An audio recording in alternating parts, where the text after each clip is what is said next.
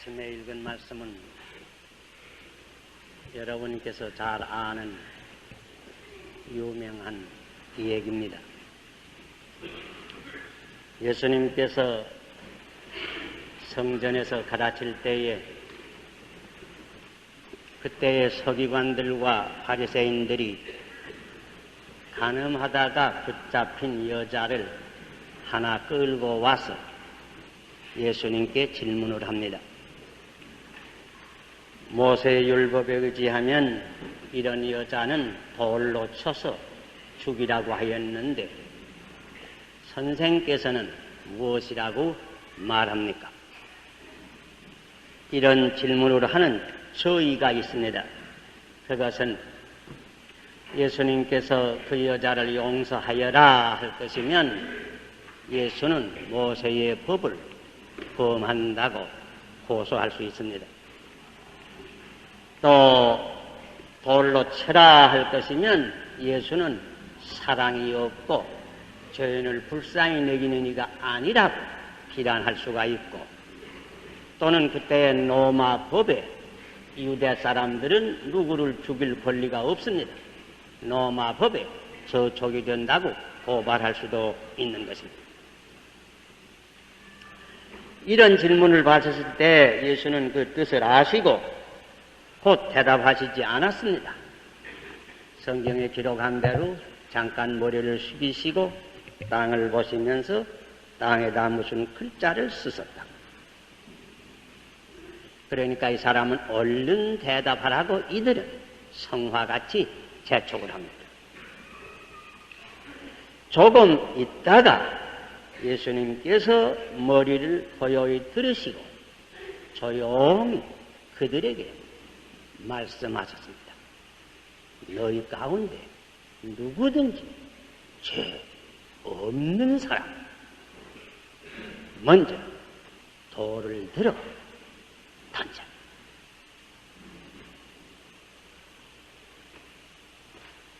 그리고는 다시 머리를 숙이시고 땅을 보시며 무슨 글자를 한참 쓰셨다고 합니다.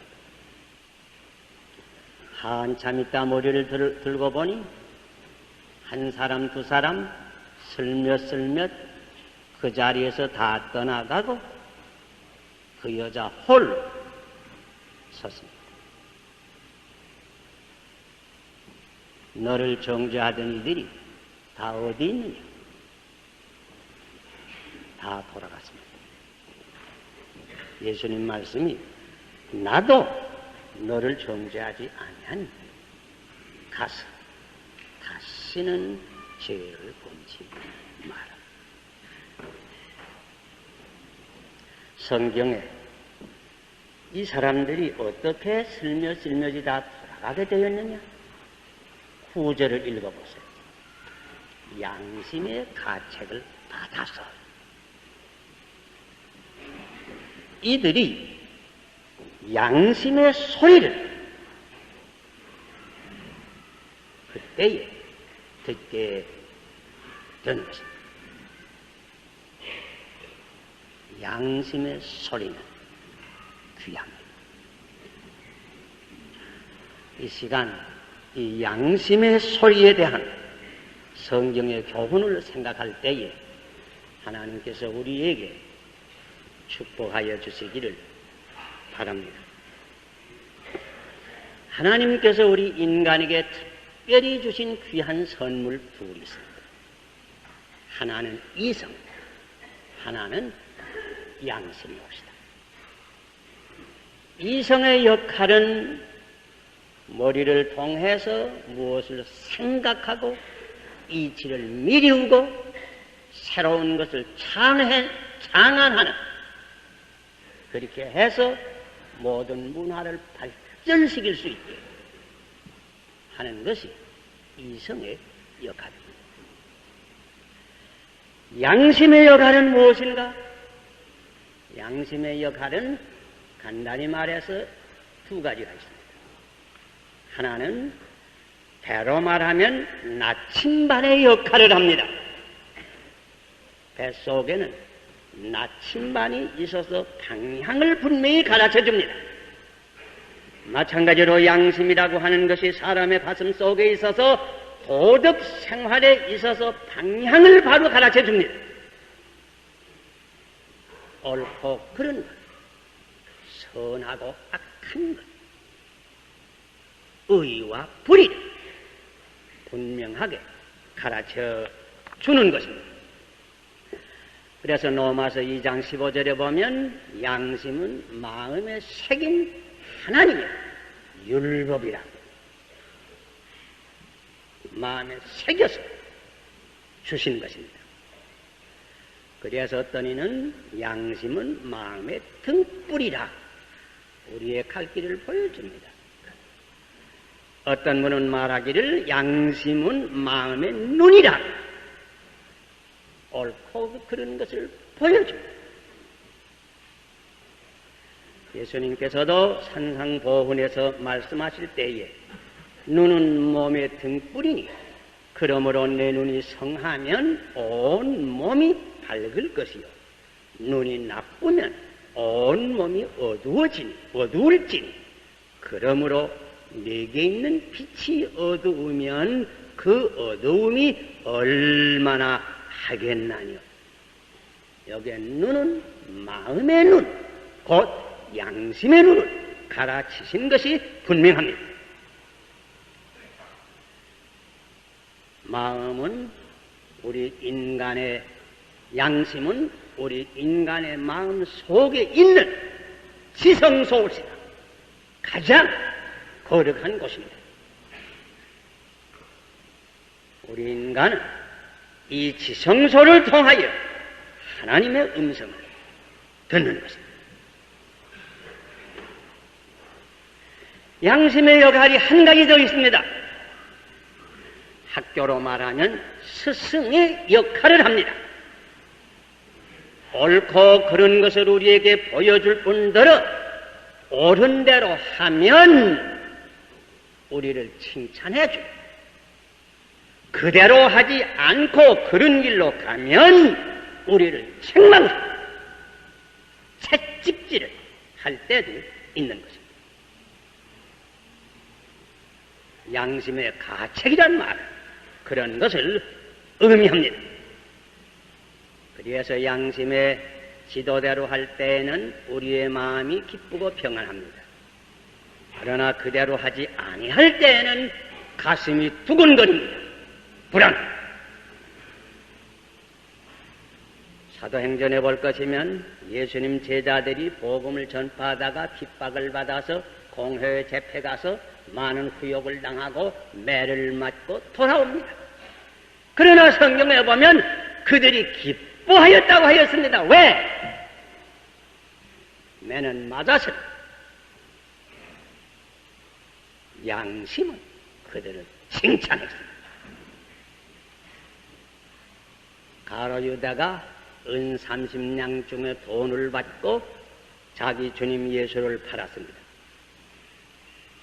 유다가 그 많은 돈을 가지고 잘 집을 짓고 평안히 안일하게 살았습니까? 여러분 잘 아십니다. 그 돈을 도로 갖다가 성전뜰에 던지고 마지막에는 목을 매서 자살하였습니다. 왜? 양심의 채찍에 맞은 것입니다. 사실 양심의 채찍 맞지 않은 분이 별로 없는 줄 압니다.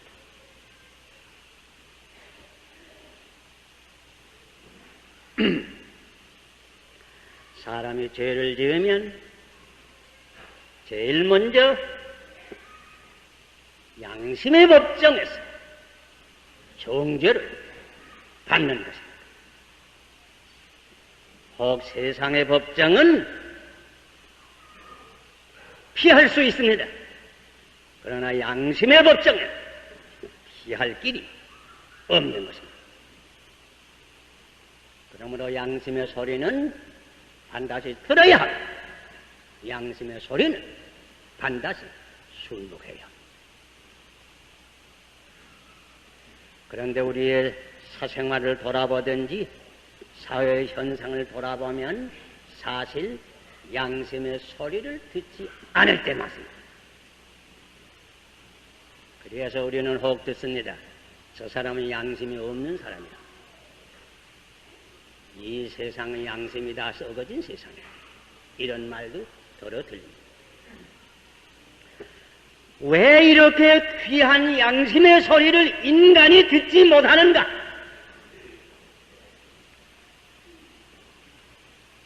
그것은 몇 가지 이유가 있는 줄 생각합니다. 많은 때에 있어서 강한 욕심 때문에 욕심의 소리가 너무 커서 양심의 세미한 소리를 듣지 못할 때 많이 있는 줄 생각합니다. 우리 어떤 때 전화 받다가 높여서 라디오를 통해서든지 큰 소리가 나면 전화 받을 수 없지요. 왜? 큰 소리 때문에 멀리서 오는 소리가 들리지 않냐. 아마 그것과 좀 비슷한 모양. 전에 다윗 왕, 좋은 왕이 올시다. 왕이 하루 오후에 자기 궁중에 꼭대기에 올라가서 아름다운 예루살렘 성을 돌아보고 스스로 기뻐합니다. 어떤 여자가 목욕하는 광경이 보였습니다. 그 모습을 볼 때 이 다윗 왕의 마음 가운데 정욕이 풀리는 것입니다. 그때 왕의 권세는 못할 일이 없던 때입니다. 곧 그 여자를 불러다가 추행을 감행한 것입니다. 알고 보니 자기의 충복, 우리아의 아내 바세바올스.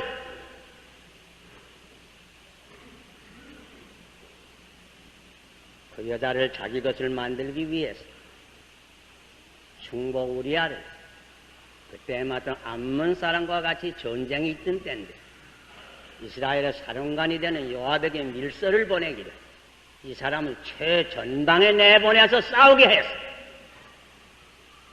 암몬 사람에게 맞아 죽게 하라. 그대로 했습니다. 보세요. 좋은 왕이 올시다. 그러나 이런 일을 감행했습니다. 그리고도 태연히 꺼져 있습니다. 그동안의 양심의 소리가 몇 번이나 울렸을 거요. 그러나 그 소리 듣지 못했어요. 왜? 정욕의 소리가 너무 컸어요. 얼마 후에 하나님의 사자 나단이 찾아왔어요. 다윗에게 아뢰입니다. 어떤 성에 한 큰 부자와 가난한 사람이 사는데 부잣집에는 양도 많고 소도 많습니다. 그러나 이 가난한 사람의 집에는 조그만 안양의 새끼 하나밖에 없었습니다. 그래서 이 가난한 사람은 이 안양을 자기 딸처럼 사랑했습니다. 그저 함께 먹고 한데 자고 아주 귀엽게 여겼습니다. 그런데 한 번은 부잣집에 손님이 왔습니다. 이 부자가 가난한 이 사람의 안양을 빼뜨려다가 잡아서 자기 손님을 대접했습니다. 이런 사람을 어떻게 해야 됩니까? 다윗이 노해서 그런 사람이 내 나라 있을 수가 있느냐? 당장 죽어 마땅하다. 그때 나단이 손가락으로 왕을 갈아칩니다. 대왕이 그 사람이 없어. 하나님께서 대왕을 사랑해서 온 이스라엘 백성을 다 맡기고 이 나라를 다 맡기고 모든 영광을 다 주었는데 무엇이 부족해서 우리아를 죽이고 그 아내를 빼앗았다.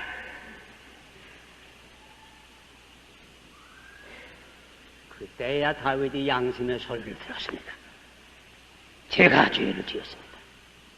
내가 죄를 지었습니다.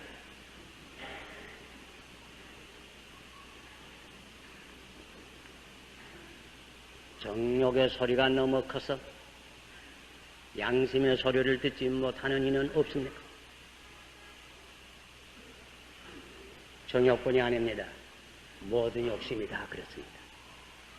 무욕이 역시 그렇습니다. 옛날부터 우리 동양에는 황금이 흑사슴이라는 말이 있습니다. 누른 금이 선배의 마음을 새까맣게 한다. 그 양심을 가르칩니다. 누구나 말합니다. 우리 대한민국의 제일 고운 수는 둘이 있다고. 하나는 공산당이요, 하나는 부정부패라고. 그래서 누구나 이 부정부패를 없이 해야 된다고 항상 말하고 정부에서도 항상 했습니다. 그러나 그건 가지 않습니다. 그나겠습니다. 내가 얼마 전에도 어떤 분과 얘기할 때에 이런 말이 들립니다. 고위층에 올라갈수록 단수가 높다. 나는 그 유도에만 단수가 있는 줄 알았더니 뇌물에도 단수가 있는 모양이다.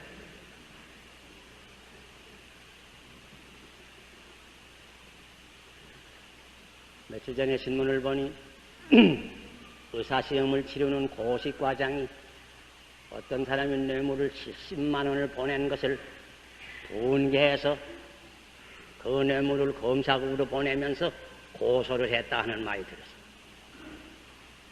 만일 우리 대한민국의 관리가 이 고시과장처럼 양심의 소리를 들을 줄 알면 한국의 사회는 하루아침에 명랑해질 겁니다.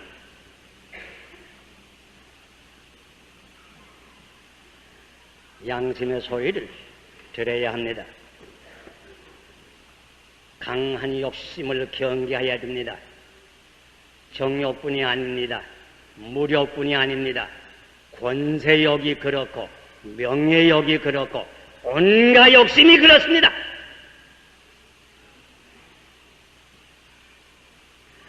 그뿐만 아닙니다. 많은 경우에 있어서 양심의 소리가 가슴에 있지만은 그 소리를 듣지만은 순복지 않는 사람이 또한 많습니다. 이렇게 양심의 소리가 경고가 있지만은 계속해서 이 소리를 듣지 아니하고 순복지 아니하면 그 다음에 어떻게 되는지 압니까? 성경 디모데전서 4장 2절에 있는 말씀과 같이 그 양심이 화인을 맞습니다. 옛날에는 사람의 몸에 화인을 치는 풍속이 있었어요. 가령 어떤 사람이 종이 있으면 그 종의 살 위에다가 자기 이름을 화인을 칩니다. 도망 못 가. 그 화인을 치면 살이 젊은 익어서 여기 뜸장처럼 되지요. 그렇게 되면 감각이 둔해져서 차고 더운 걸 모릅니다. 양심의 소리를 듣되 계속해서 듣지 아니하면 말하자면 양심 위에 화인을 치는 것과 마찬가지가 됐어. 그 다음에 양심의 소리가 분명해지지를 아니합니다. 제 얼마 전에 들은 어떤 타락한 교인이 이렇게 이야기하더라 그럽니다. 처음에 술집과 그 댄스홀에 갈 때는 그저 가슴이 두근거리더니 몇 번 가니까 그때는 괜찮더라.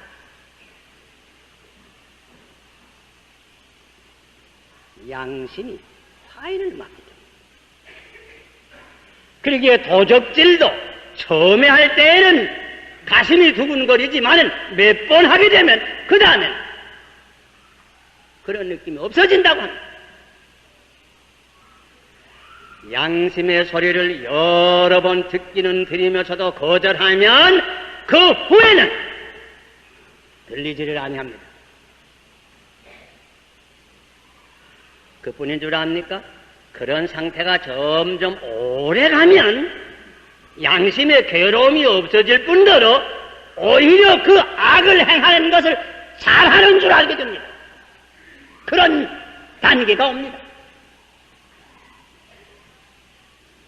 전에 바리새인들과 사두개 교인들이 예수를 미워하고 예수를 핍박하고 마지막에 십자가에 못 박을 때에 그들이 양심의 가책이 없었을 뿐더러 오히려 그것을 잘하는 줄 생각했습니다. 이렇게 마지막에는 양심이 왜곡이 되고 전도가 됩니다. 거꾸러지고 비틀어지게 됩니다. 사도 바울도 그랬어요. 회개하기 전에 그의 양심은 왜곡이 됐댔어요. 그래서 예수 믿는 사람을 핍박을 하고 예수 믿는 사람을 잡아다 오게 가두는 것이 잘하는 일인 줄, 옳은 줄 생각을 했습니다. 그릇된 사상과 편견으로 그 양심이 왜곡이 됐던 것입니다. 종교 개혁사를 읽을 때 놀랄만한 일은 불란서에서 성 바돌로메오 날에 갑자기 구교도들이 일어나서 신교도 수천 명 학살을 했어요. 수만 명을 했어요. 그런데 놀랄만한 것은 그때 구교도들이 양심의 가책을 별로 안 받았을 뿐더러 오히려 잘하는 줄 생각한 사람이 많아요. 그러게 여러분 예수를 믿으되 바로 믿어야 합니다. 그릇된 사상과 편견은 양심이 왜곡될 수가 있는 겁니다. 2차 대전 때 유대 사람 600만 명을 학살하면서도 양심의 가책을 받음이 없었을 뿐더러 오히려 잘하는 줄 히틀러는 생각했습니다. 이것이 오늘날 공산당의 양심입니다. 이들이 게릴라를 남한으로 보내서 무고한 양민을 학살을 하고 민족 상장하는 것이 양심의 가책이 없을 뿐더러 잘하는 줄 생각합니다. 거꾸로 되었습니다. 흰게 검게 배고 검은 게 희게 됩니다. 이렇게 되면 인간이 아닙니다. 짐승만도 못하게 됩니다. 배 속에 나침반이 없어졌습니다. 이런 사람은 파멸이 있을 뿐입니다. 어떻게 해야 양심의 소리를 항상 듣고 또한 옳게 들을 수가 있겠는가?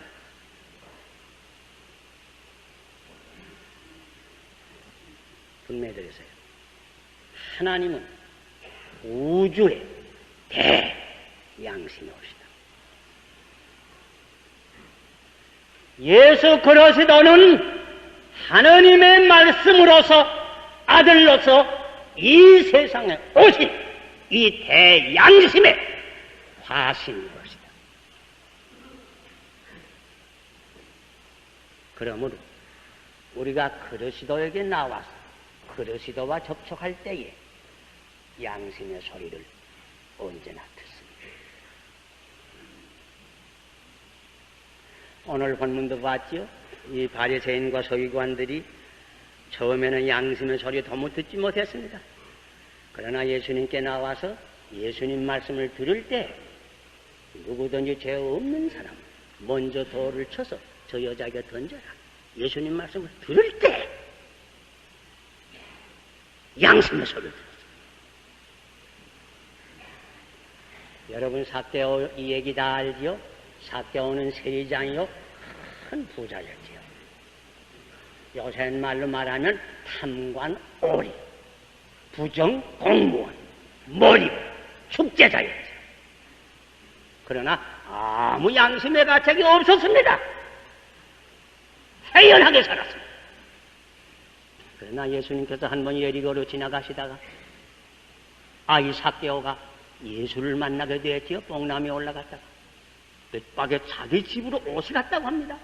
자기 집에 예수를 영접하게 됐죠. 자기 집에 예수를 영접하자마자 성경 누가복음 19장 가서 읽어보세요. 삭개오가 무슨 말 했는지 압니까? 선생님, 내가 내 재산을 팔아서 절반은 가난한 사람을 구제하겠습니다. 또 내가 도색하는 것은 4배나 갚아주었습니다. 예수를 자기 집에 영접하자마자 삭개오는 양심의 소리를 들었습니다. 예수를 영접하면 양심의 소리를 듣습니다. 사도 바울도 그렇지 않습니까? 사도 바울이 예수 영접하기 전에는 양심의 소리 도무지 못 들었습니다. 비뚤어진 소리만 들었습니다. 그러다가 다메섹으로 가다가 갑자기 길가에 빛이 비치면서 부활하신 예수님이 나타났습니다. 사울, 사울, 내가 어찌하여 나를 핍박하느냐. 이때 꼬로 앉아 하는 말이 주여 누구십니까? 나는 네가 핍박하는 예수니라. 예수입니다. 그때부터 사도 그 사울이 변해서 바울이 되고 새로운 양심을 가집니다. 그때부터 다른 양심으로 하나님을 공경하게 되었습니다. 그러므로 히브리 9장 14절에는 그리스도의 보혈이 양심을 깨끗게 한다고 기록했습니다.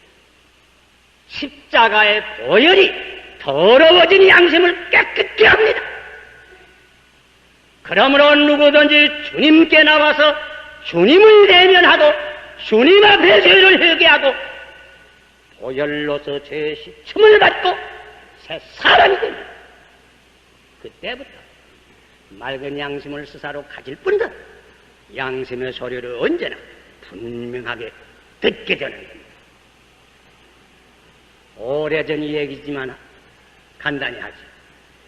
제가 전에 신의주 제2교에서 봉사할 때 저녁 예배를 잠깐 피라고 집에 오니까 어디는 청년이 와서 나를 보자 그래요. 들어와서 사정 얘기 들어보니까 내가 내 처남의 자봉침을 몇 해 동안 그냥 썼는데 이거 돌려보내야 될 것 같습니다. 하고 그렇게 됐느냐?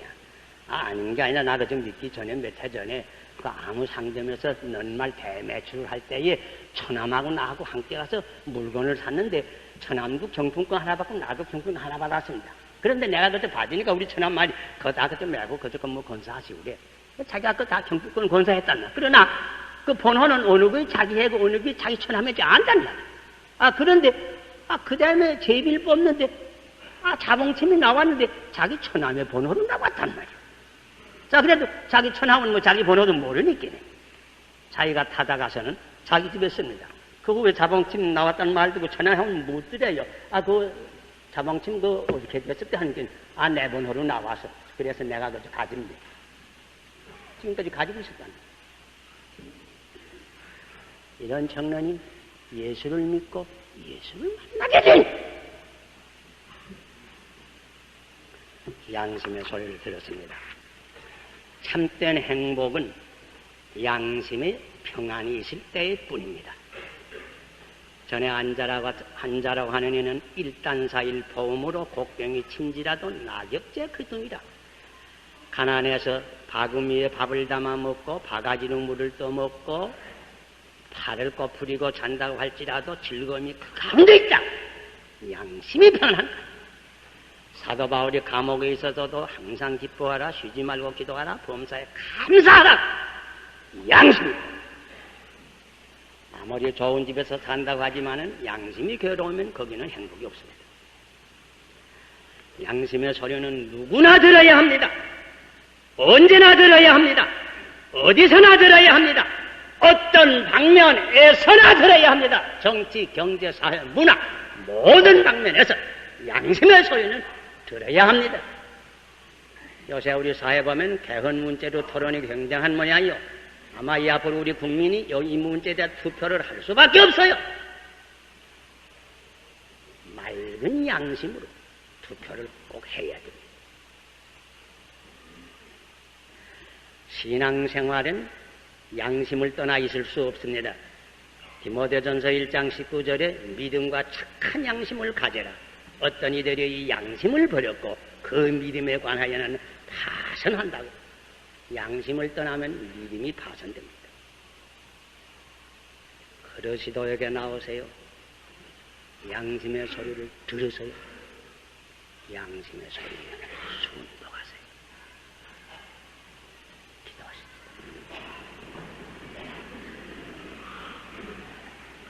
아버지시여, 이 시간 저희들이 다 주님 앞에 나와서 주님의 음성을 통하여 양심의 소리를 분명히 우리 하나하나 들을 수 있게 해주시고, 들을 뿐 아니라 순종할 수 있는 저희들 되게 하여 주시옵소서. 예수님 이름으로 기도하옵나이다.